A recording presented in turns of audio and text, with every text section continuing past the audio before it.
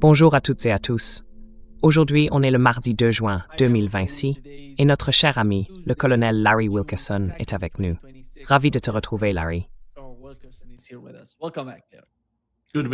Ravi d'être avec toi, Nima, même si le moment n'est pas bon. Les choses partent vraiment en vrille. Je le pense vraiment. Oui.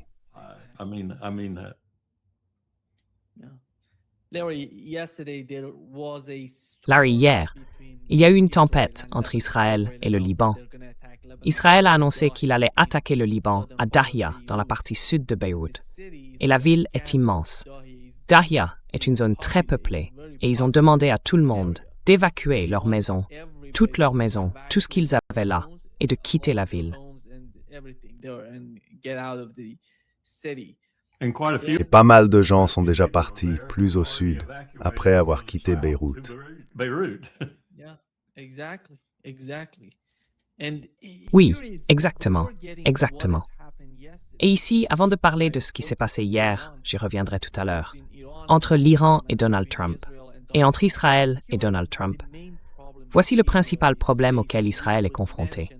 C'est ce qu'a évoqué l'ambassadeur israélien à l'ONU, Danny Danon. Voici ce qu'il a dit.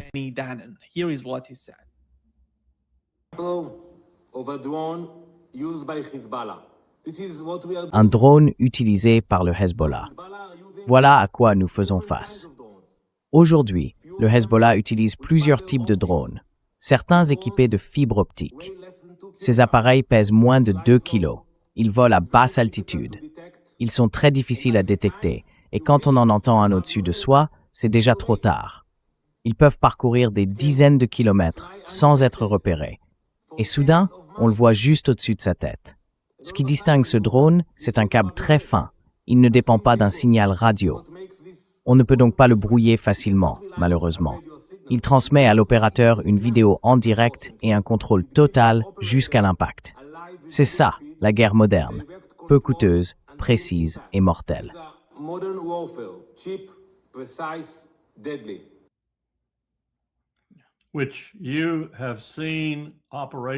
Vous avez vu ça à l'œuvre en Ukraine depuis quoi? 28 mois, 30 mois, peut-être plus.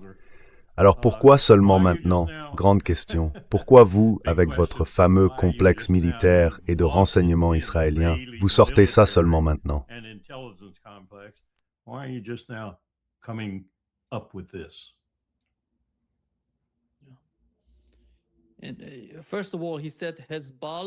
D'abord, il a dit Hezbollah. La prononciation correcte, c'est Hezbollah. Le mot Hez veut dire le parti et le second mot Allah veut dire Dieu. Donc, littéralement, le parti de Dieu. Et lui, il dit Hezbollah. Beaucoup de gens dans notre public, l'autre jour, ont demandé « Est-ce qu'on dit Hezbollah ou Hezbollah ?» C'est Hezbollah. Probablement parce qu'ils essaient d'en faire quelque chose de péjoratif. J'imagine qu'ils essaient de le dénaturer. Oui. Ils ne ratent rien en matière de propagande. Rien du tout. Ils passent peut-être à côté des drones et des dégâts qu'ils causent aux chars, mais sur la propagande, surtout dans ce domaine-là, ils ne laissent rien passer. Et voilà la réalité, Larry. Ils y font face en ce moment même contre le Hezbollah. Ils n'ont aucune solution contre ces drones FPV. La solution, c'est d'aller aussi vite que possible vers le nord et de tuer tout ce qu'ils voient.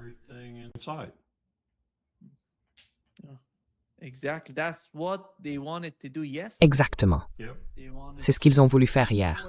Ils voulaient simplement tout détruire, à Baalbek, à Beyrouth, comme ils l'ont fait d'ailleurs en Cisjordanie et à Gaza. On a vu ça? Mais comment tout ça va-t-il se répercuter pour les Israéliens? Et puis, on a vu le gouvernement iranien déclarer qu'il n'y aurait pas de discussion directe, pas de discussion indirecte, pas de message, rien du tout, qu'il n'allait engager aucune forme de négociation avec les États-Unis. Et pendant ce temps, les Israéliens doivent évacuer le nord du pays. L'Iran dit « Nous allons attaquer le nord d'Israël dès qu'ils attaqueront Daesh ». C'est pour ça que Donald Trump a appelé Benjamin Netanyahou. Je suis sûr que vous avez vu ce qu'Axios a rapporté à ce sujet. Personne ne croit vraiment ce que dit Axios, mais au moins, on sait qu'il y a bien eu un appel entre les deux, entre le Premier ministre israélien et Donald Trump. Alors selon vous, que s'est-il passé hier?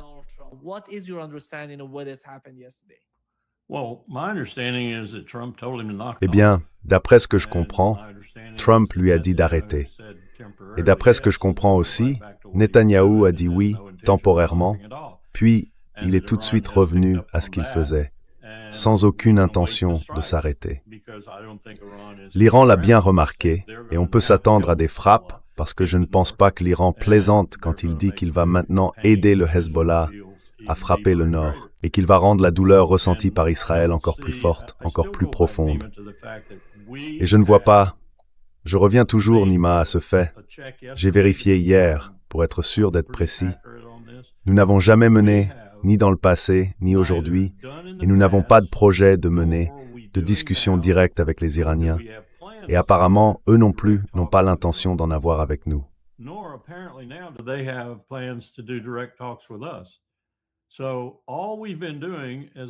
Donc, tout ce qu'on fait, comme je l'ai déjà dit plusieurs fois, c'est parler par intermédiaire.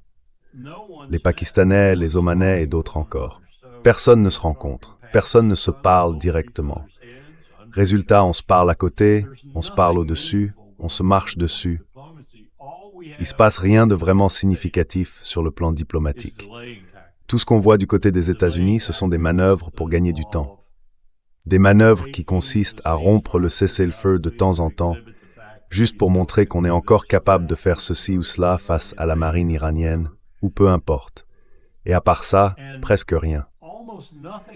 Je ne sais pas ce qu'il en est du côté des opérations clandestines, mais je ne vois rien de notable. Et on a une administration qui apparemment, de Kane à Hegseth, jusqu'au commandant du Central Command, Bradley Cooper, et tous les autres dans la chaîne de commandement, ne sait tout simplement pas quoi faire.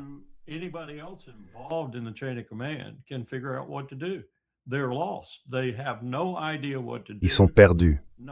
Ils n'ont aucune idée de ce qu'ils doivent faire. Non seulement ils sont perdus, mais ils commencent à comprendre, et je ne vois pas comment ils pourraient ne pas le comprendre, qu'ils sont en train de perdre, que c'est bien un conflit. Ils perdent. Et plus ils s'y accrochent, plus ils vont tuer ou se faire tuer. Et plus la profondeur de leur défaite va être grande. Et tout ce que j'ai eu à faire, comme je lui disais avant qu'on entre en direct, c'est de sortir une carte. J'ai un espace d'environ 20 par 30 où je peux étaler une carte assez grande. Mais même là, je n'arrive pas à représenter avec précision les distances dont on parle. Cela dit, certaines de ces cartes sont plutôt bonnes. Alors j'ai regardé la ligne de chemin de fer chinoise qui traverse les montagnes à Machad, qui arrive directement à Téhéran, puis continue ailleurs. Et d'ailleurs, apparemment, elle est censée aller jusqu'à Londres.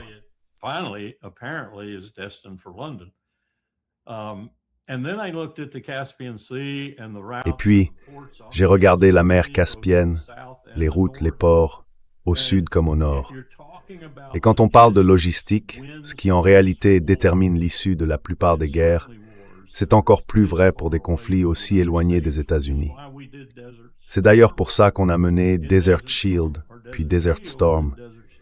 Desert Shield, c'était le déploiement de 600 000 soldats, avec tout le matériel et les approvisionnements nécessaires. Powell avait une remarque typique à ce sujet. Quand on lui a demandé pourquoi il avait envoyé 5 groupes aéronavals, il a répondu « parce que je n'en avais pas 6 ». Autrement dit, on a tout mis sur le terrain, au Koweït et ailleurs. C'est la seule façon de gérer ce genre d'écart en profondeur stratégique, en logistique et tout ce qui va avec.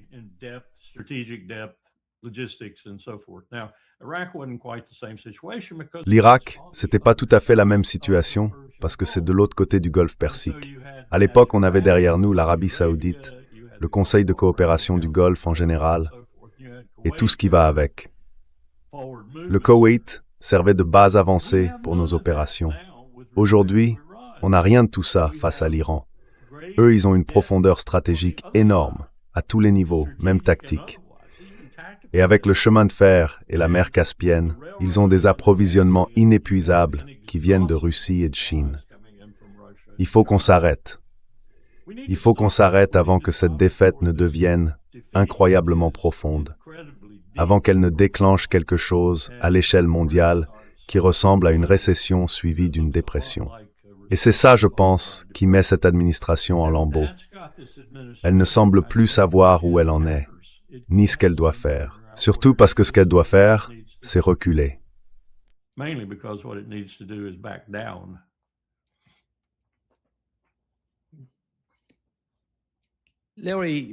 Larry, on a deux scénarios. L'un du côté des États-Unis, l'autre du côté des Israéliens. Benjamin Netanyahu ne veut pas que les États-Unis se retirent de la région. Non. Ils veulent que les États-Unis restent là-bas, je dirais pour toujours, parce que ça va faciliter ce qu'il a en tête. Et on sait bien que son objectif, c'est de détruire et de s'emparer de plus de territoires, au Liban, en Syrie, à Gaza, en Cisjordanie, peut-être même de toute la Cisjordanie. Pendant ce temps, les États-Unis se retrouvent d'une manière ou d'une autre impliqués dans un conflit ou une sorte de guerre avec l'Iran. Et eux, ils feront leur travail de l'autre côté de la région. Comment voyez-vous la façon dont Donald Trump et son administration perçoivent ce qui se passe?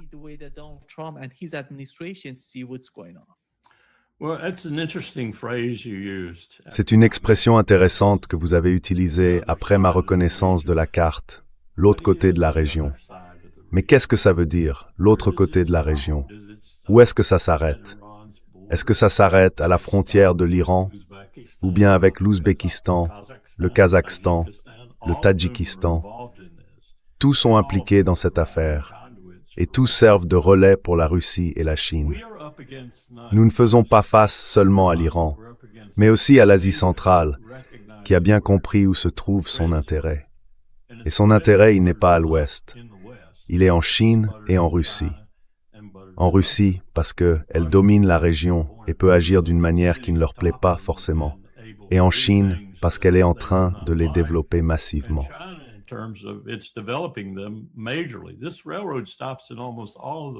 Ce chemin de fer passe par presque tous les points des anciens empires qui, dans l'histoire, étaient dynamiques, productifs et qui le redeviennent clairement. Voilà à quoi nous sommes confrontés. De plus en plus, je le lis un peu partout. S'il y a quelqu'un au Pentagone avec une vraie vision stratégique, un colonel, un lieutenant-colonel, peu importe, qui réfléchit vraiment à tout ça et fait, comme je viens de le faire, un survol rapide mais révélateur, il comprend qu'en réalité, nous combattons la Chine. Nous ne combattons pas l'Iran. Nous combattons l'Iran seulement comme un relais de la Chine. C'est la Chine que nous affrontons. Et ce n'est pas un combat que nous allons gagner. Et ça n'annonce rien de bon pour le vrai affrontement avec la Chine, si c'est bien ce qu'on prévoit dans un avenir pas si lointain, parce qu'on est déjà en train de perdre les escarmouches préliminaires.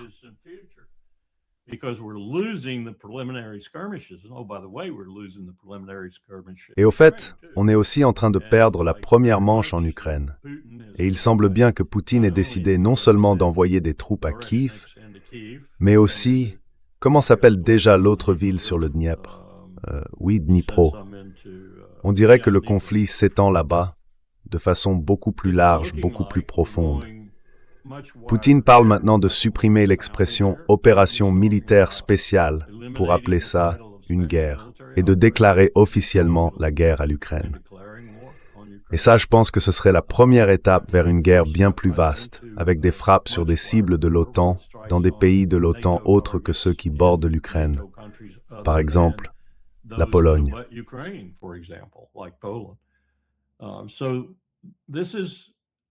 C'est en quelque sorte une recette pour marcher droit vers un conflit mondial, d'une ampleur que le monde n'a jamais connue, et j'inclus la Seconde Guerre mondiale là-dedans. Un conflit d'une telle nature que, par exemple, il a poussé Peter Thiel à partir s'installer en Argentine.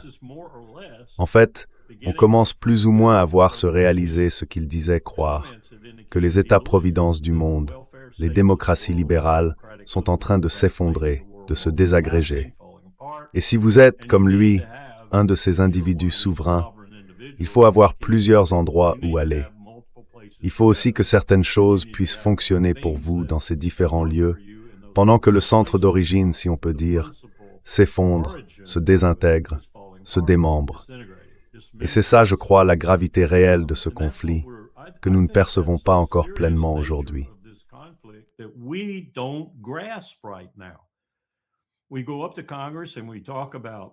On va au Congrès et on parle d'un budget militaire d'1,5 billion de dollars pour une armée qui est en train de perdre.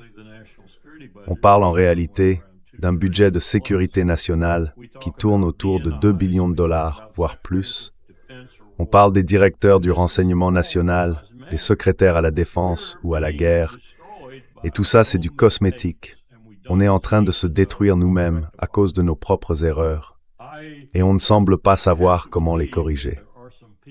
Je suis convaincu qu'à Pékin, à Moscou et à Téhéran, il y a des gens qui comprennent très bien la nature de ce conflit dans ces dimensions stratégiques que je viens d'esquisser. Et eux, ils ne vont pas reculer parce que chaque jour qui passe les enfonce un peu plus dans cette défaite stratégique de l'Empire. Et même si la Chine ne souhaite pas que tout cela se fasse de manière trop brutale, au point de lui nuire, je pense qu'elle est tout à fait prête, s'il n'y a pas d'autre option, à soutenir ses alliés par procuration, appelons-les comme ça, en première ligne, dans ce qu'ils sont en train de faire face à l'Empire américain.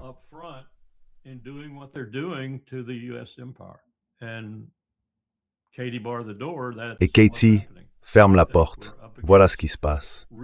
Je pense qu'on fait face à un vrai pouvoir dans le monde, un pouvoir qui dépasse le nôtre et qu'on va perdre. Et on n'a personne, enfin à part peut-être un lieutenant-colonel, un colonel ou je ne sais qui au Pentagone, qui ose parler, qui conçoit ou comprend ce qui se joue. Donc on est dans une situation très grave. Tout le reste, tout ce dont on parle, c'est juste du bruit. Le bruit de Bibi Netanyahou. Le vote de la Knesset pour se dissoudre, première étape vers des élections anticipées, vient d'avoir lieu. Et je ne pense pas que Netanyahou va gagner.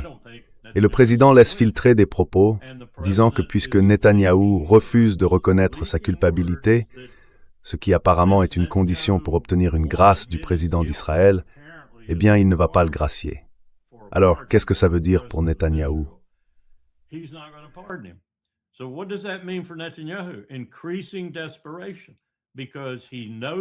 Il est de plus en plus désespéré parce qu'il sait qu'il va aller en prison.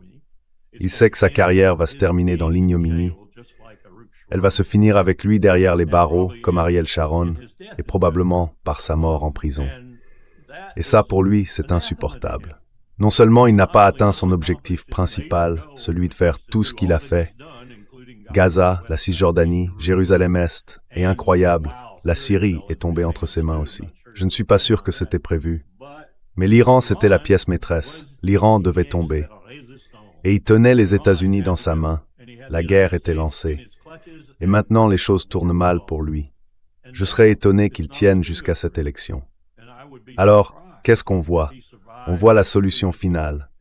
J'ai compris qu'il avait vraiment utilisé cette expression. Encore une fois, on joue avec de la dynamite nucléaire.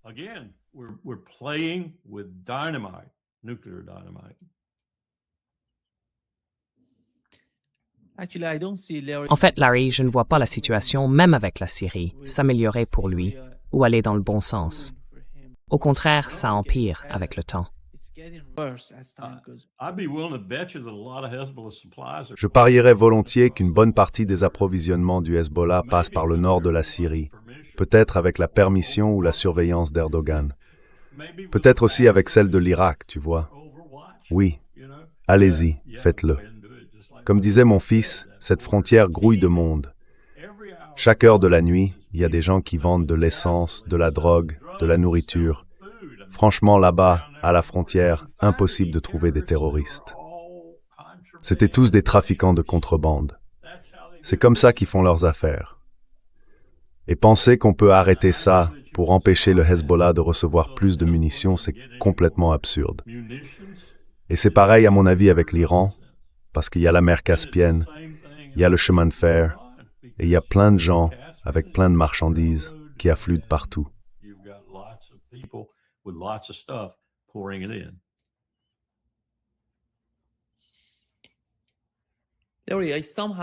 Larry, d'une certaine façon, quand je compare les États-Unis et ses 800 bases réparties dans le monde, ça me fait penser que la stratégie d'Israël est en train de devenir un véritable nœud coulant autour de notre cou.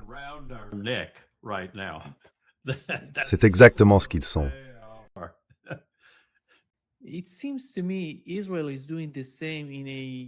me semble qu'Israël fait la même chose, mais à une échelle réduite. Qu'est-ce que je veux dire par là? Eh bien, ils vont en Syrie, au Liban, en Cisjordanie, à Gaza. Et on sait bien que leur ego écrit un chèque que leur corps ne peut pas encaisser. C'est ça, le problème d'Israël aujourd'hui. Ils parlent d'aller jusqu'au fleuve Litani, au Liban. Ils parlent de Beyrouth, de Damas, d'aller à Damas. C'est un pays qui ne comprend pas ses propres limites. C'est pour ça qu'ils sont dépassés, si je peux le dire comme ça.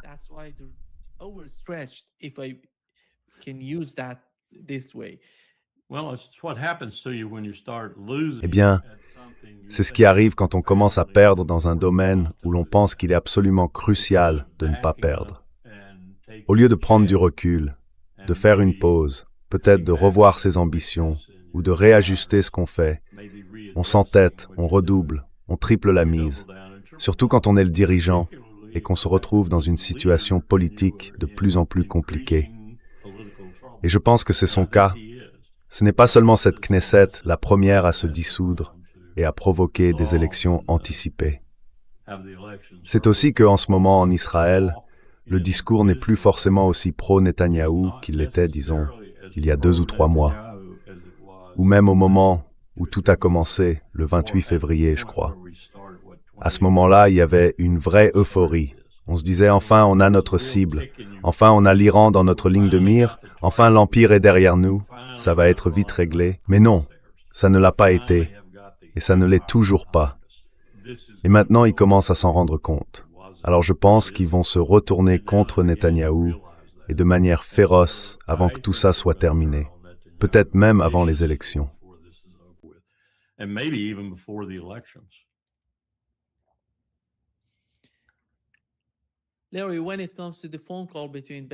Larry, à propos de l'appel entre Benjamin Netanyahou et Donald Trump, est-ce que tu penses que l'Axis rapporte vraiment ce qui s'est passé? Parce qu'on sait qu'ils avaient dit la même chose pendant l'administration Biden.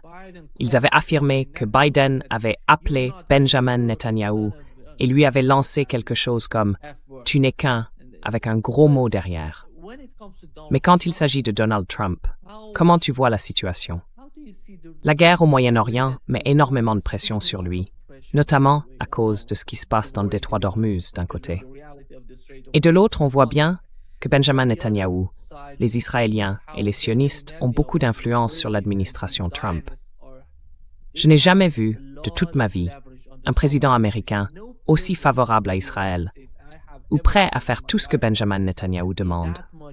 Alors, qui est Donald Trump aujourd'hui, après tout ce qu'on a vu se passer dans le détroit d'Ormuz?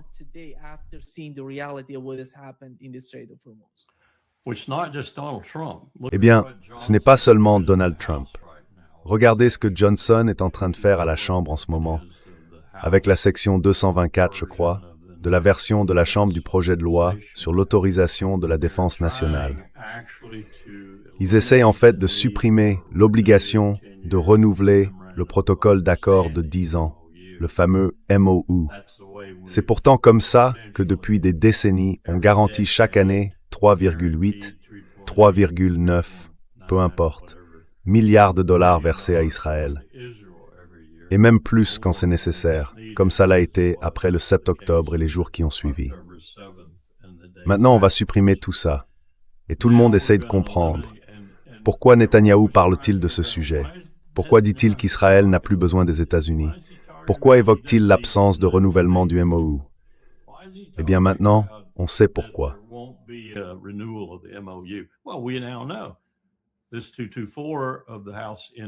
L'article 224 du projet de loi de défense de la Chambre, sous la supervision de Johnson en ce moment, crée en fait un mécanisme par lequel les États-Unis et Israël vont entrer dans une sorte de mariage. Et ce mariage, c'est dans le domaine de la sécurité qu'il va se faire. Les partenaires de ce mariage, ce ne sera pas un couple homme-femme, mais une union entre l'industrie de défense américaine, c'est-à-dire Lockheed Martin, Grumman, Boeing, RTX et d'autres du même genre, avec leurs laboratoires de développement technologique et tout ce qui va avec, et leurs équivalents israéliens. Et il n'y aura aucun contrôle, ou alors le peu de contrôle qu'il y aura, dépendra du département de la Défense. Et on sait bien à quel point ce contrôle-là est défaillant. Donc il n'y aura pas de loi Leahy.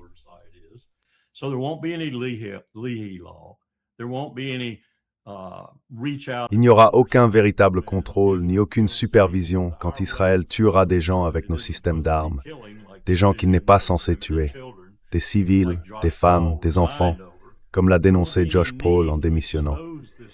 Il n'y aura plus besoin de révéler ce genre d'ignominie absolue, ces meurtres de civils à répétition, parce qu'il n'y aura tout simplement plus de supervision. Aucune. Cette mesure va lier Israël au complexe de sécurité des États-Unis de façon irréversible, presque comme si nous étions un seul et même pays. En d'autres termes, leur rêve le plus fou, devenir le 51e État des États-Unis et le plus puissant de tous, sera en quelque sorte réalisé par cette législation, du moins sur le plan de la sécurité.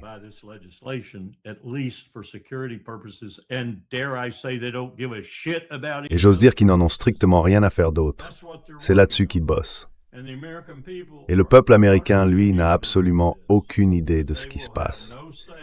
Il ne se rend pas compte qu'il n'aura bientôt plus aucun mot à dire sur la part de ses impôts, de ses armes, de sa technologie ou du travail de ses laboratoires qui part directement en Israël. Ah, et sur la part de Lockheed Martin, de RTX, de Grumman et de toutes ces entreprises qui vont directement vers Israël et d'Israël vers nous.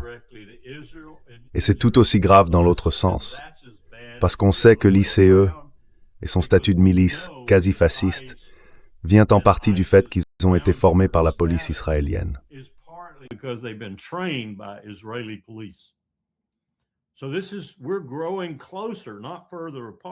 Donc voilà, on se rapproche, on ne s'éloigne pas, alors même que les Américains, et surtout les plus jeunes, disent de plus en plus clairement « il faut rompre ce lien ». Nous ne voulons pas de cette relation pernicieuse avec cet État qu'on appelle Israël. Et pourtant, Johnson est là-bas, en train de faire ça, de créer cette nouvelle loi. Et si le Sénat ne se lève pas, ne prend pas position, ne fait rien, eh bien on va rester coincé avec ça. On va devoir vivre avec, même si le peuple américain dit qu'il n'en veut pas. Et tout ça à un moment où nous perdons face à l'Iran, où Israël perd face au Liban. Israël n'a pas vaincu le Hamas.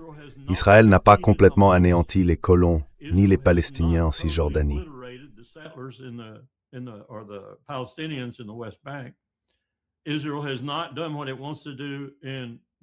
Israël n'a pas fait ce qu'il voulait faire à Damas, ni ailleurs en Syrie. Israël n'a pas terminé sa guerre contre l'Iran. Il doit, tu vois, faire la guerre. En ce moment, nous aussi, on est en train de perdre. Et pourtant, c'est nous le grand frère. On ne peut pas imaginer une situation pire pour ce président, ni un pire dirigeant pour y faire face. Il ne sait pas quoi faire, Nima. Il est perdu, complètement perdu. Il va d'un côté, puis de l'autre. Il change de cap, il revient en arrière. Il ne sait pas quoi faire. Tu sais, j'ai presque envie de dire que j'ai de la peine pour lui. Mais non, en fait, non. Parce que je sais quel genre d'escroc et d'imbécile il est. Même pendant qu'il fait tout ça, il continue à se faire de l'argent. Beaucoup d'argent.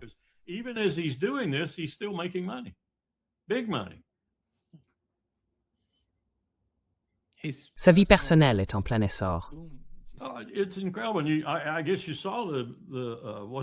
C'est incroyable. Je suppose que vous avez vu comment elle s'appelle déjà. L'ambassadrice qui faisait partie de l'ancien... Enfin, j'ai oublié les noms maintenant. Zampoli. Les révélations qu'elle a faites sur les affaires d'Epstein et tout ce qu'il disait à propos de qui a présenté Melania à qui. C'est une autre histoire qui prend de l'ampleur, et je ne doute pas qu'elle dise probablement la vérité. Comment elle s'appelle déjà? Ah oui, Amanda Umberto. Vous la connaissez sûrement, je crois qu'elle est ambassadrice maintenant, mais on la voit sur cette photo avec Melania, Trump et Zampoli. Ils sont tous là, souriant devant l'appareil. Paolo Zampoli, on ne peut pas inventer ça. Et je continue de penser que si chantage il y a, il est peut-être entre les mains du Mossad plutôt que de Netanyahou.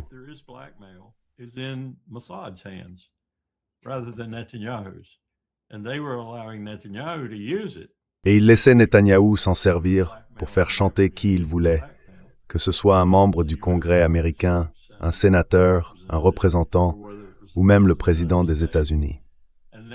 Et maintenant qu'il est en train de se brouiller rapidement avec la structure dirigeante en Israël telle qu'elle est, peut-être qu'ils ont repris la main. Et peut-être que Trump le sait. Si j'étais le chef du Mossad, je crois que je ferais passer le message à Trump. On a ce qu'il faut, on pourrait s'en servir contre toi, mais pour l'instant ce n'est pas prévu. Et lui, il ne peut rien faire. Ce serait quelque chose, non? Il serait vraiment pris entre le marteau et l'enclume, au sens le plus fort du terme. Je n'en sais rien, je ne fais qu'imaginer. Mais je pense que toute cette affaire Epstein a encore beaucoup de choses à révéler.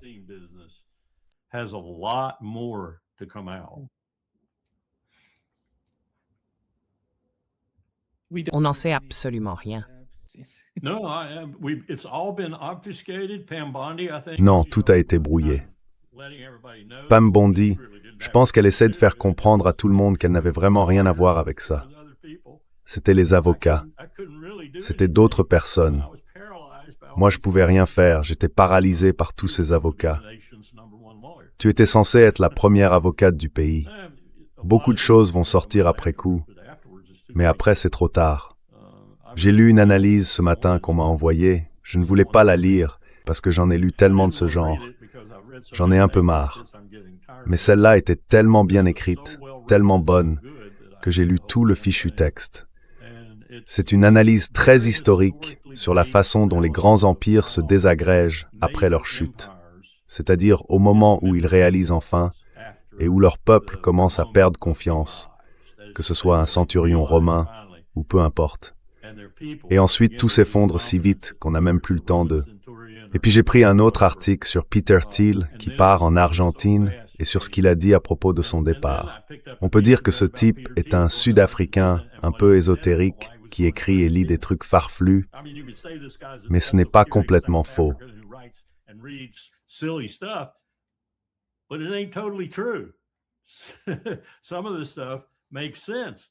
Certains éléments de tout ça tiennent la route.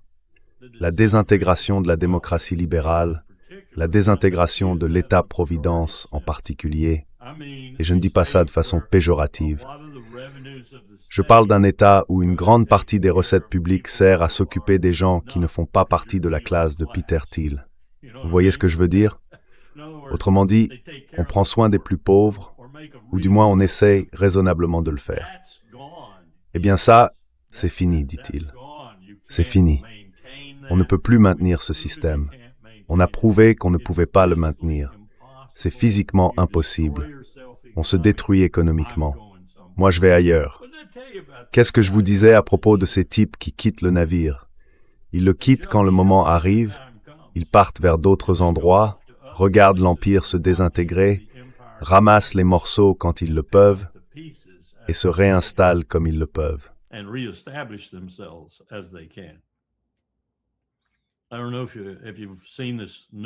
Je ne sais pas si vous avez vu cette nouvelle série. C'est une production Apple TV, vraiment très bien faite, je trouve.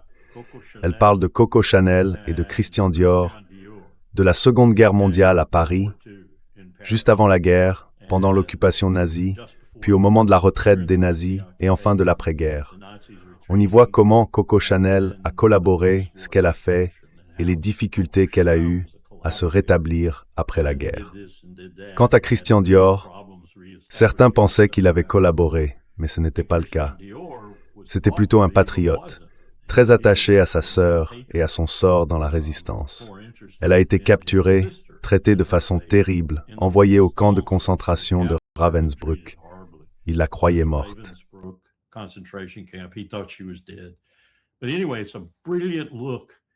Bref, c'est un regard fascinant sur la mentalité de la Gestapo, de la SS, de toute la hiérarchie nazie en général, et aussi sur la façon dont les Français se sont effondrés, en gros à part quelques-uns, dont beaucoup étaient communistes. Les Britanniques, par exemple, ont arrêté de financer les communistes en 1944 parce qu'ils avaient compris que c'étaient les combattants les plus acharnés en France. Et bon sang, la guerre allait se terminer, et ils allaient devoir les affronter, eux, plus que se battre pour Joe Staline. Alors ils ont cessé de les financer. Mais les communistes, eux, ont continué. C'étaient les membres les plus déterminés de la résistance. Donc on regarde un monde qui s'effondre, Nima. Il s'effondre. Et la principale puissance de ces plus de 70 dernières années est en train de mener cet effondrement.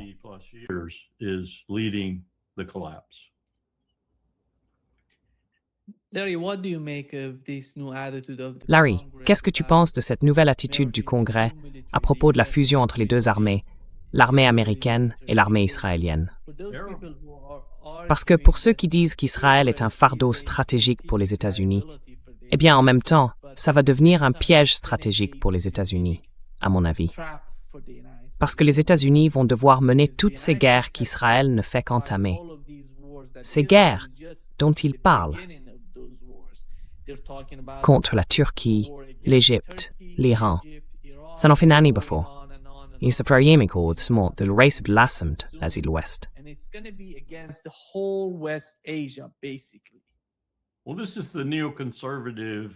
Eh bien, c'est la voie néoconservatrice, celle qui a été construite par des gens comme Kagan et d'autres, ceux qui ont rédigé la stratégie du clean break et qui ont réussi à obtenir tout ce dont ils avaient besoin pour la mettre en œuvre, même si c'était de façon imparfaite.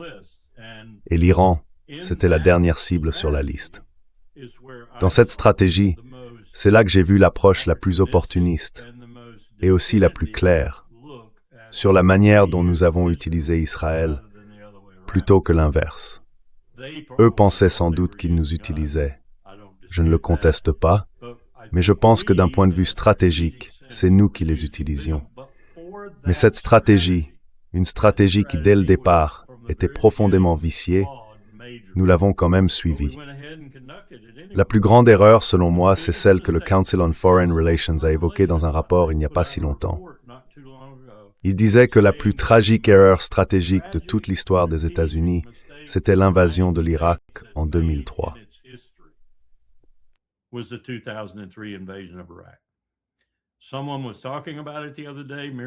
Quelqu'un en parlait l'autre jour, Mearsheimer peut-être, ou quelqu'un comme lui, peut-être Walt, et il disait « Attendez de voir quand ils s'empareront de cette guerre avec l'Iran ».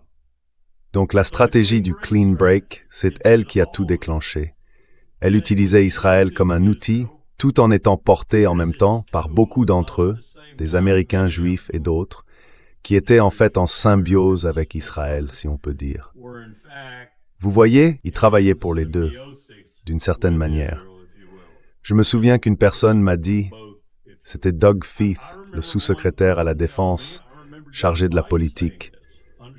Il m'a dit, « Vous ne pouvez pas me dire que c'est contraire aux intérêts de l'Amérique si c'est bon pour Israël. Les intérêts d'Israël sont les intérêts de l'Amérique. » Richard Perle a dit la même chose. Alors ces néoconservateurs ont élaboré tout ce système et ont poussé les présidents à y adhérer, que ce soit Bill Clinton, Barack Obama ou George W. Bush. Ils les y ont entraînés.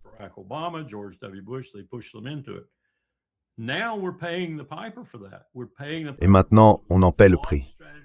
On en paie le prix parce que c'était une stratégie bancale dès le départ. C'était une mauvaise lecture à la fois du monde arabe et du monde perse. C'était aussi une mauvaise lecture de la place d'Israël dans cette région.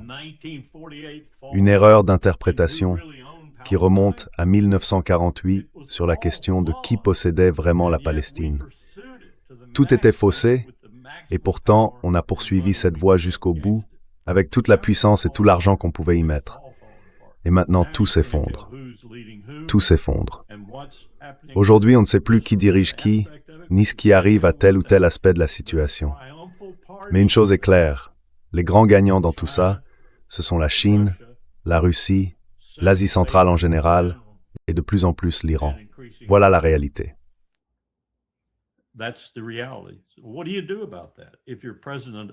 Qu'est-ce qu'on fait dans une situation pareille quand on est président de ce bazar? Qu'est-ce qu'on fait? Tu sais ce qui me gêne, Nima? Ce qui me gêne, c'est que la seule personne que je connaisse qui ait osé dire que tuer 200 personnes en pleine mer, sans aucune procédure légale, sans aucun effet sur le trafic de drogue vers les États-Unis, et continuer malgré tout à le faire, Eh bien, c'est une tache noire sur l'armée américaine, aussi profonde, aussi grave que celle qu'elle a portée quand elle a mitraillé ces Philippins dans la tranchée à Manille à l'époque. C'est une sacrée tache noire. Et apparemment, la seule personne à l'avoir dit, je n'arrive pas à retrouver où, mais quelqu'un m'a dit hier qu'il l'avait fait.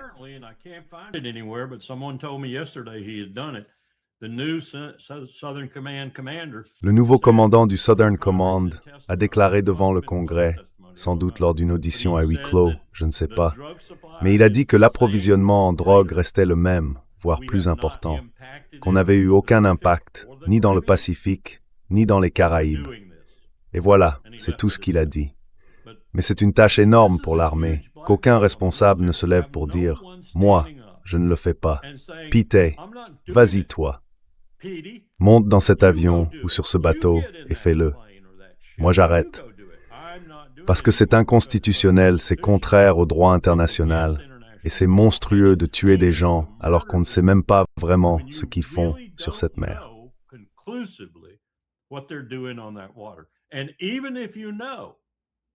Et même si vous savez que vous n'avez absolument aucun impact sur le flux de drogue vers les États-Unis, ce que l'armée vous répète depuis 30 ans, j'ai assisté à ces réunions d'information. J'y étais. J'ai entendu les amiraux et les généraux dire « Nous n'avons pas réduit le flux de drogue. Nous n'avons pas augmenté le prix de la drogue dans les rues de New York ou de Chicago. Nous n'avons rien fait du tout pour diminuer la consommation américaine. » Avec tous ces efforts, toutes ces bombes, tout ce qu'on a entrepris, même quand on le faisait à peu près légalement, aucun impact, zéro impact. Qu'est-ce qu'il faut faire pour dire à quelqu'un qu'il échoue et qu'il faut arrêter, surtout quand c'est illégal comme ça?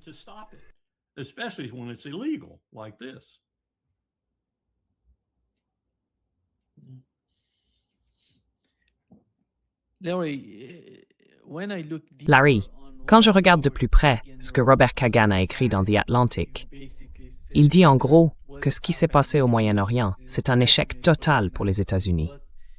Mais si on regarde le contenu de l'article, ça me fait penser à quelqu'un qui a défendu cette guerre pendant très longtemps. Il n'est pas opposé à la guerre avec l'Iran.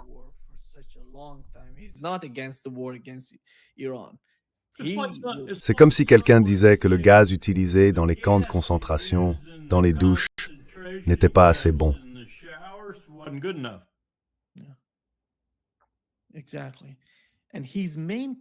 Exactement.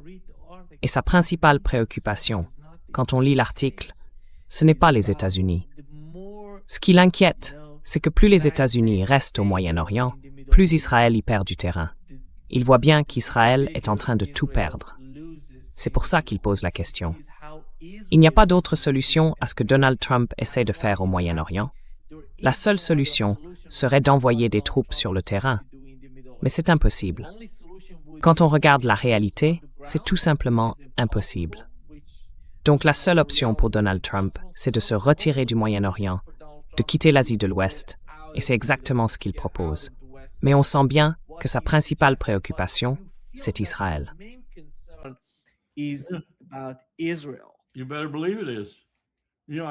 Tu peux en être sûr.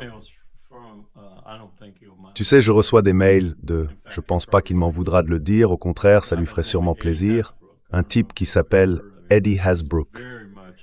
Je ne sais pas si tu as déjà entendu parler de lui, mais il est très engagé contre la conscription. Il est convaincu que le service militaire obligatoire est totalement inconstitutionnel et qu'il ne devrait tout simplement pas exister. Bref, il vient de m'envoyer un mail basé sur des sondages et des données d'opinion. Il explique que pour les jeunes Américains qui seraient concernés par cette nouvelle façon de gérer le service sélectif, tout va devenir automatique, tu vois. Et moi, je lis ça, je parcours les chiffres, les pourcentages de jeunes qu'il a interrogés et ce qu'ils en disent.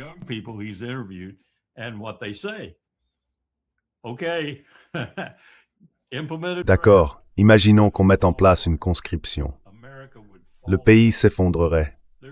L'Amérique s'effondrerait. Il n'y aurait pas eu de 1939, ni de 1940.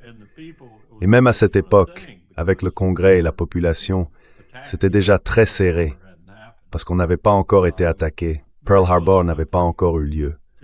C'était vraiment limite pour faire adopter la conscription, et encore plus serré quand Roosevelt a voulu la prolonger, alors que Pearl Harbor n'était toujours pas arrivé. Je ne pense même pas que si on avait aujourd'hui quelque chose de comparable, parce que vous savez, c'est une armée entièrement volontaire, depuis des années, depuis des générations. Eh bien, si on envoyait des troupes au sol en Iran et qu'elles étaient anéanties, toutes tuées ou capturées, exhibées à la télévision à Téhéran, il n'y aurait pas, aux États-Unis, de véritable mouvement pour réagir.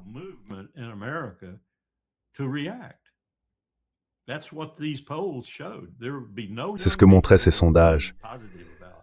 Aucun jeune n'aurait envie de venir se faire tuer en Asie du Sud-Ouest dans une sorte d'intervention de suivi. Donc on est dans le pétrin, Nima. Je veux dire, vraiment dans le pétrin. Trump n'en est que le symptôme, à bien des égards. Un symptôme écœurant, méprisable, ça ne fait aucun doute. C'est un peu comme si on avait Néron à la fin. D'ailleurs, quelqu'un m'en parlait l'autre jour et je lui ai dit « Tu te rends compte que l'Empire romain a continué bien après Néron. C'était plus tout à fait le même, mais il a duré encore un bon moment. Aujourd'hui, la situation est différente. Oui, c'est une situation différente. »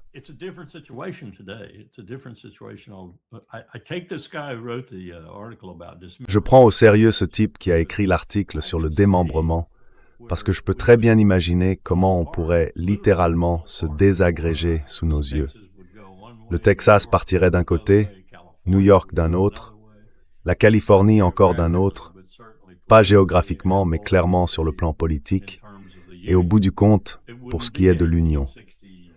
Ce ne serait pas comme en 1860 ou 61, quand certains États sont partis à cause de l'esclavage ou des droits des États, ou peu importe la cause de la guerre de sécession. Ce serait parce qu'ils en auraient tout simplement assez de Washington et de tout le reste.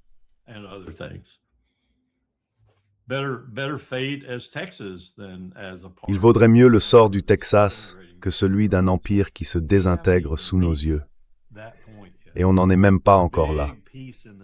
L'article parlait surtout de la catastrophe économique qui arrive et de ce qu'elle va provoquer pour l'Américain moyen, pour à peu près tout le monde, mais surtout de ce qu'elle va provoquer en combinaison avec d'autres phénomènes, comme l'intelligence artificielle et tout le reste.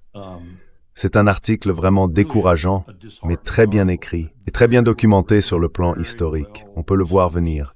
Mes amis me disent que l'Amérique ne s'effondrera jamais.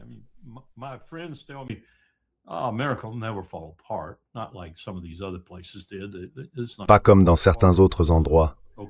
Ça va pas s'effondrer. D'accord, mais qu'est-ce qui vous le garantit? Parce que comme le souligne cet auteur, certains des traits les plus importants d'un État, ou si vous préférez, d'une nation, sont encore bien présents en Amérique aujourd'hui. On a tellement de groupes différents parmi nous, chacun avec ses propres objectifs, ses propres sentiments vis-à-vis du rêve américain. Certains n'arrivent pas à le réaliser. D'autres l'ont atteint, puis se le sont vus retirer du jour au lendemain. On a acheté des choses avec le portefeuille du monde. En réalité, on a vécu sur le portefeuille du monde, simplement parce que notre dollar nous le permettait.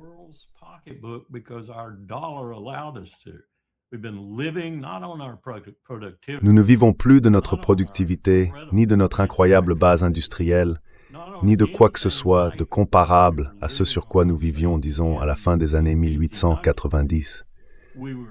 Aujourd'hui, nous vivons grâce à la volonté des autres d'acheter notre dette. Et ça, c'est pas un lien solide quand ça commence à se déliter. C'est un lien qui éclate, qui se fragmente.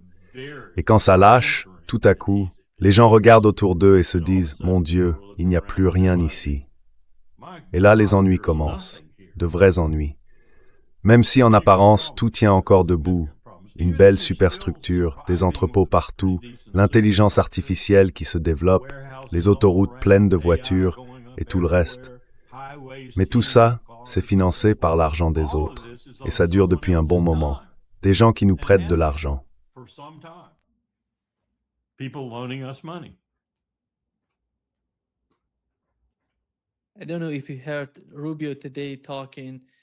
Je ne sais pas si vous avez entendu Rubio aujourd'hui parler du sommet en Chine. Ce qu'il a dit ne montre aucun résultat positif de ce sommet, parce qu'il a expliqué que nous dépendons de la Chine. Quelque chose comme 90% des terres rares viennent de là-bas.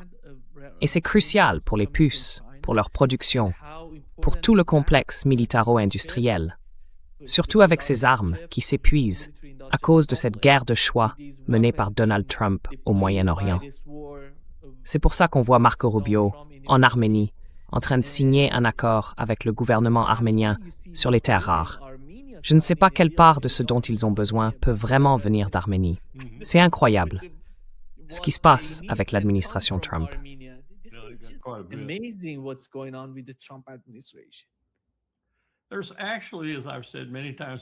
En fait, comme je l'ai déjà dit plusieurs fois, il y a beaucoup de ça aux États-Unis.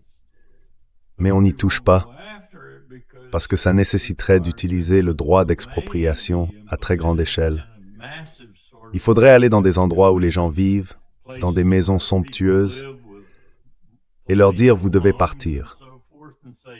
La Chine, elle, n'a pas eu beaucoup de mal à faire ça. Regardez le barrage du fleuve Jaune quand ils l'ont construit. C'était quoi? 2,5 millions de personnes, quelque chose comme ça. Allez, déplacez-vous par ici, on va construire un barrage.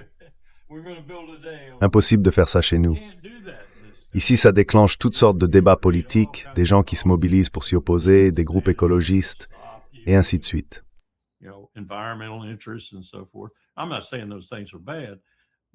Je dis pas que ces choses sont mauvaises, mais ça crée une sorte de sclérose quand on a encore beaucoup de ressources naturelles dans une catégorie donnée, mais qu'on ne peut pas les exploiter, qu'on ne peut pas y accéder parce que des gens y vivent.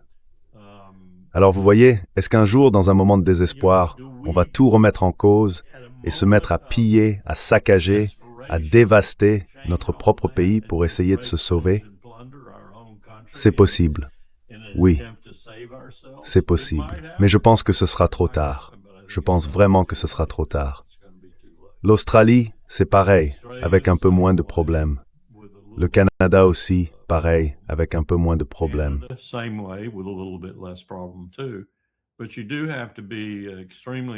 Mais il faut vraiment être prêt à dégrader l'environnement de façon extrême et à s'en désintéresser complètement si on veut aller chercher tout ça, coûte que ce soit du lithium ou un autre composant dont on a désespérément besoin. On en a beaucoup, mais on ne l'extrait tout simplement pas. Je soupçonne que le Brésil aussi, je parierais qu'il possède des tonnes de ressources dont il n'a même pas encore conscience. On le découvrira une fois qu'ils auront fini de saccager la forêt tropicale. Et je comprends que l'or pose à nouveau un vrai problème un peu partout sur la planète, parce que le prix a tellement grimpé que les gens ouvrent des mines sauvages un peu partout. Peu importe où vous êtes, s'il y a de l'or, ils y vont. Et ils détruisent l'environnement de manière massive dans beaucoup d'endroits.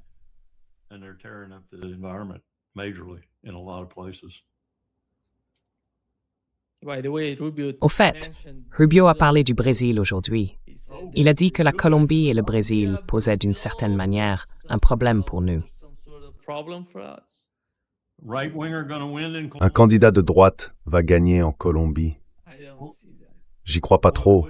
Vous pensez que ça voudrait dire une Colombie différente dans sa relation avec les États-Unis, ou bien que ça ne changerait pas grand-chose? Non, aucun pays d'Amérique latine ne va ressembler à ce qu'on a en Argentine. L'Argentine, c'est vraiment à part. Personne, que ce soit la droite ou la gauche ici au Brésil, ça ne sera jamais comme en Argentine. C'est complètement différent.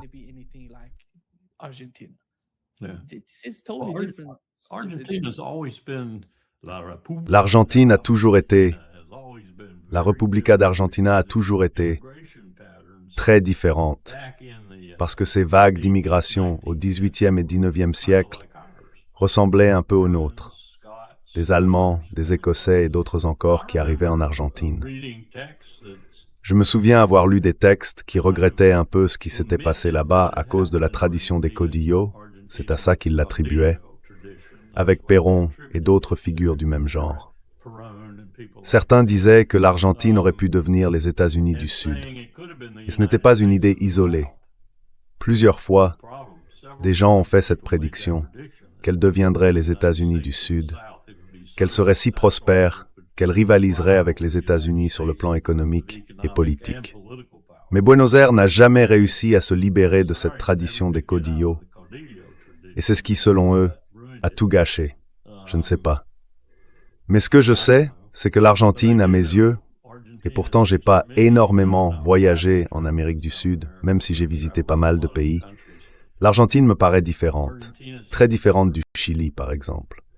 Vraiment différente. Même le président de l'Argentine, ce type est complètement à côté de la plaque. C'est un cinglé. Il ressemble un peu à Trump, mais il fonctionne d'une autre manière. C'est un cousin de Benjamin Netanyahu. Oui. C'est marrant, ces gens un peu iconoclastes finissent par se retrouver dans le même camp, mais pour des raisons différentes. Et Buenos Aires a toujours eu des problèmes de budget. Toujours. Et ça nous a ouvert des portes. Oui, ça nous a donné des points d'entrée. Je me souviens, pendant la petite guerre, tu sais, la guerre des Malouines, on travaillait un peu avec les deux camps. Comme souvent, on essayait de garder de bonnes relations avec la junte, tout en évitant de fâcher Maggie Thatcher. Mais on faisait des choses un peu comme on l'avait fait avec l'Iran et l'Irak pendant leur guerre. On se disait, il faut garder de bonnes relations avec Buenos Aires, mais aussi faire les choses correctement avec Londres. Même Sandy Woodward, l'amiral britannique qui commandait sur place, quand il est venu à Newport pour nous faire un compte-rendu de la guerre, il a dit « Encore un navire perdu ». Rare et j'aurais appelé Londres pour leur dire que c'était fini.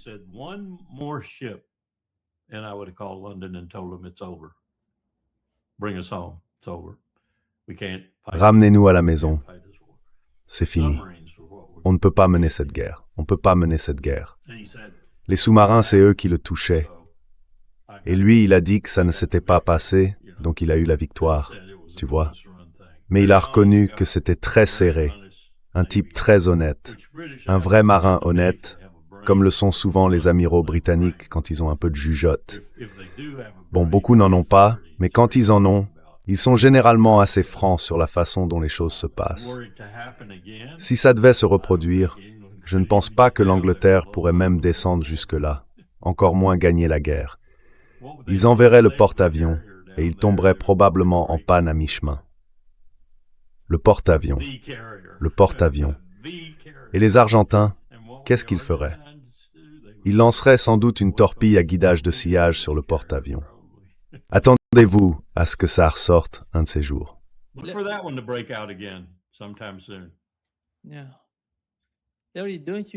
Oui, Larry, tu ne penses pas que pour Donald Trump, une des façons de s'en sortir, à ses yeux, même si pour moi ce serait une catastrophe, ce serait une sorte de porte de sortie où il ferait approcher ses porte-avions de Cuba au lieu de les laisser en Asie de l'Ouest, à cause de Cuba, qu'ils viennent ici et ensuite sortir du Moyen-Orient pour commencer quelque chose avec Cuba, ce qui, à mon avis, serait une vraie catastrophe.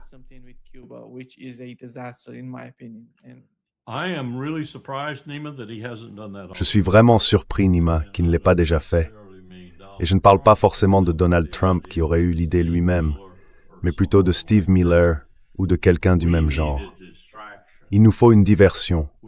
On pourrait avoir une diversion à la Maduro, comme au Venezuela. On pourrait faire exactement la même chose. C'est facile à faire. On attrape Raúl Castro, on le ramène aux États-Unis. Ce serait une victoire pour Pete Hegseth au Pentagone. Et encore une fois, ça donnerait une très bonne image et ça détournerait l'attention de l'Iran pendant un moment.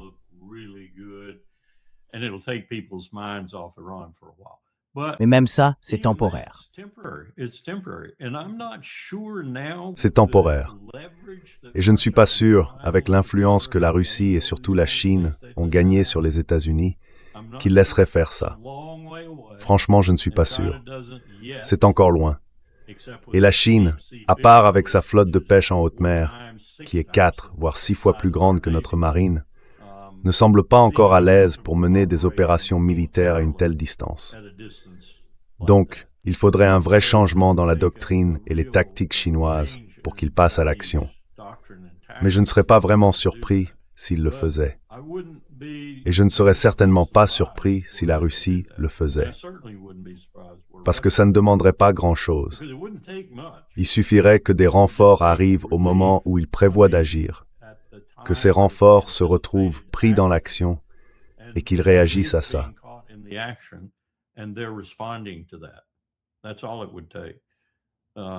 C'est tout ce qu'il faudrait. Et je surveille de très près ces flottes de sous-marins. Personne d'autre ne le fait. Je ne pense même pas que le Pentagone remplisse son devoir à ce sujet. C'est difficile pour moi parce que je n'ai plus assez de contacts pour le faire correctement, mais je garde un œil surtout sur les sous-marins diesel. D'après les informations dont je dispose, je suis assez sûr que les Chinois en ont plusieurs dans la mer d'Arabie du Nord, qui suivent plus ou moins ce qui s'y passe. J'ai même entendu des rumeurs disant que l'un d'eux aurait eu un problème et aurait dû faire surface dans la zone de protection d'un de nos porte-avions, toujours dans la mer d'Arabie du Nord, et que ça a failli tourner à l'incident de tir.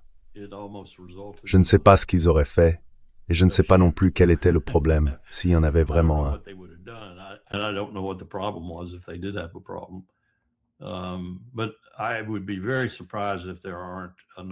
Mais je serais très surpris s'il n'y avait pas un certain nombre de sous-marins, probablement diesel électriques, et peut-être même d'autres dans cette région en train de suivre nos navires. Sans qu'on le sache, sauf peut-être de temps en temps un écho de sonar actif ou passif, et là on se dit c'était quoi ça? Où est-ce que c'était? À 400 mètres sur tribord. D'accord. C'est une zone de navigation très difficile.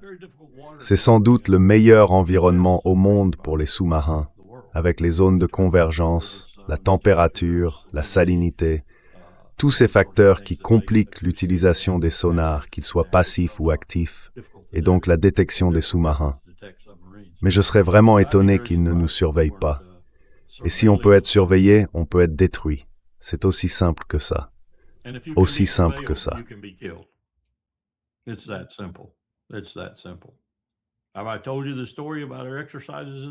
Je vous ai déjà raconté cette histoire à propos de nos exercices dans le Pacifique, où un sous-marin d'attaque de classe Los Angeles participait à la manœuvre. Il jouait le rôle de la force orange ou de la force rouge, autrement dit, l'ennemi. L'exercice se déroulait normalement, et tout à coup, le sous-marin qui jouait l'ennemi faisait surface à 400 ou 500 mètres de l'étrave ou de la poupe du porte-avions, parfois sur bâbord, parfois sur tribord, et lançait à la radio « Bang, vous êtes mort » sur la fréquence de garde, 243.0, je crois. Il montait simplement sur la fréquence de garde et disait « Bang, vous êtes mort ». L'amiral embarqué et le commandant du porte-avions étaient alors terriblement embarrassés. Mais le sous-marin américain, celui qui jouait l'ennemi, avait bel et bien réussi à faire surface et à envoyer ce message radio. « Bang, vous êtes mort ». En réalité, il aurait coulé le porte-avions parce qu'il avait franchi toutes leurs défenses, de surface, sous-marine et aérienne, et s'était approché à portée de tir de torpille.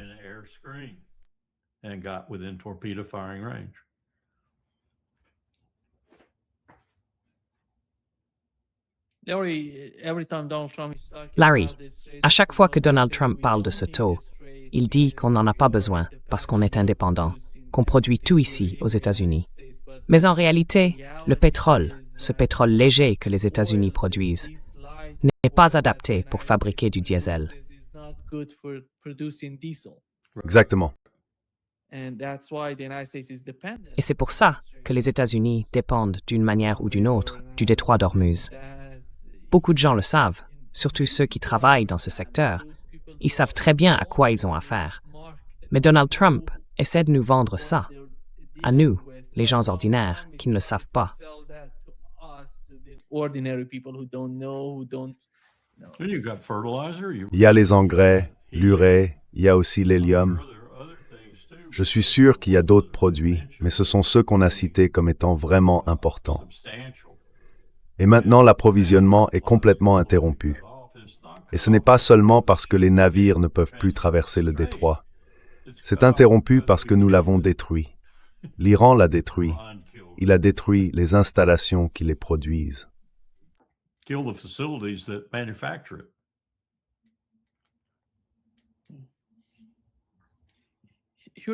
Voici, Larry, ce que Marco Rubio a dit aujourd'hui à propos de ce qui se passe entre l'Iran et les États-Unis.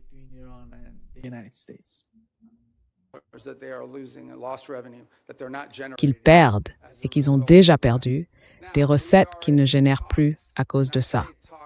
Alors, nous sommes en discussion, et je dis bien discussion parce que parler avec l'Iran, c'est pas comme parler avec la Suisse. C'est très différent.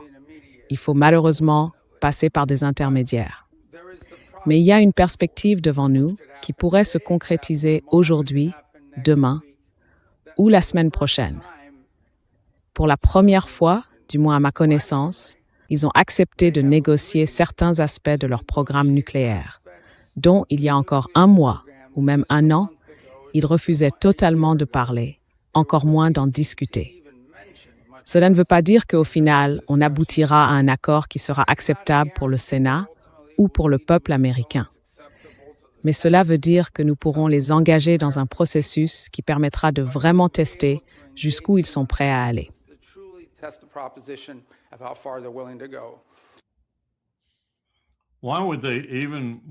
Pourquoi est-ce qu'ils s'en feraient au fond si le Pakistan leur garantit tout ce dont ils ont besoin quand ils en ont besoin? Je veux dire, d'accord, on va négocier. Mais au passage, on va négocier derrière un missile sur lequel il est écrit « Pakistan ».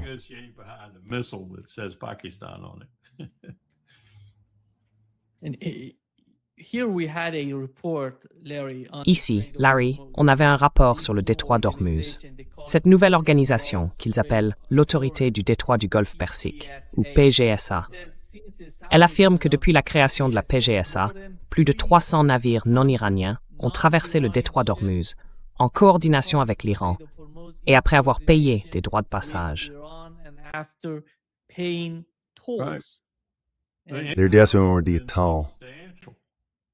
Oui. On m'a dit que les revenus de l'Iran étaient importants. J'imagine qu'Oman en profite aussi un peu. C'est peut-être pour ça que certaines personnes ont dit ça. Joss n'en parle pas. Oui, ils sont trop malins, oui.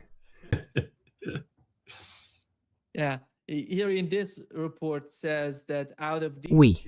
Alors, dans ce rapport, on dit que parmi ces navires, 42% étaient des pétroliers, 27% des vraquiers, 11% des porte-conteneurs, 8% des méthaniers et 13% d'autres types de navires.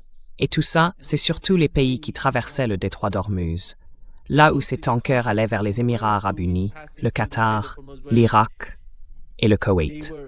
Et ça, Larry, c'est la réalité du détroit d'Ormuz. Je ne pense pas que Donald Trump, quelles que soient les circonstances, puisse faire quoi que ce soit à propos de ce qui s'y passe. Parce qu'on peut appeler ça un péage, on peut appeler ça une taxe. Mais au fond, il ne semble pas que la position iranienne puisse changer sur ce point avec les Omanais. Le gouvernement omanais, lui, ne dira rien. Ils disent « on n'est pas concerné, on ne fera rien ». Mais au final, comme tu l'as dit, ils prendront leur part, leur portion, sans en parler.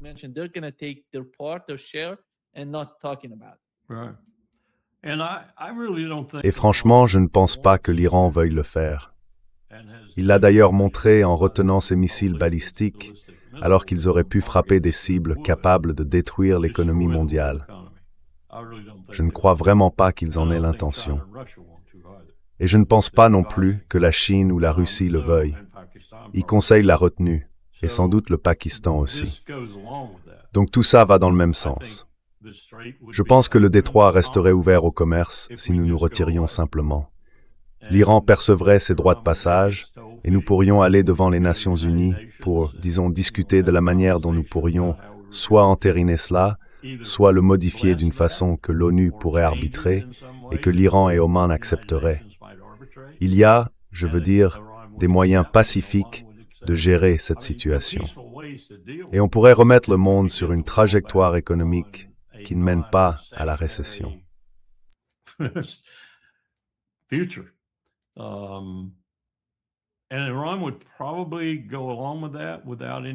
Et l'Iran accepterait probablement ça sans problème, à mon avis, tout comme nos partenaires. Mais c'est nous qui posons obstacle à cette décision, parce que Trump doit d'une certaine manière donner l'impression qu'il a été efficace. Le problème selon moi, c'est qu'il fait de plus en plus l'inverse. Il se fait passer pour quelqu'un d'impuissant et il donne la même image de l'appareil militaire américain.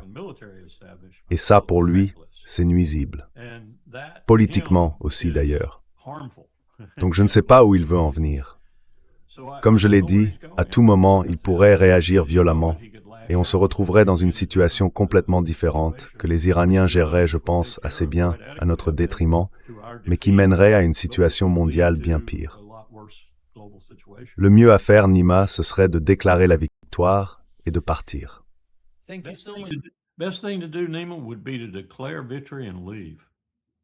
Exactement. Oui, et dis à Netanyahou qu'il est seul maintenant. S'il continue ce qu'il fait au Liban, plus d'armes. Et dis la même chose à Zelensky, plus d'armes. Et il doit quitter le Liban, Larry, je pense. Oui, il doit partir comme il l'a fait en 82, complètement partir. Et qu'il ne détruise aucun camp de réfugiés en partant. Oui, oui, exactement. Merci beaucoup, Larry, d'avoir été avec nous aujourd'hui. C'est toujours un vrai plaisir. Et on se retrouve vendredi. Vendredi, oui, Larry devait être là. Il a dit oui. On va le faire ensemble. Bien, bien, prenez soin de vous. À bientôt. Prenez soin de vous. Au revoir.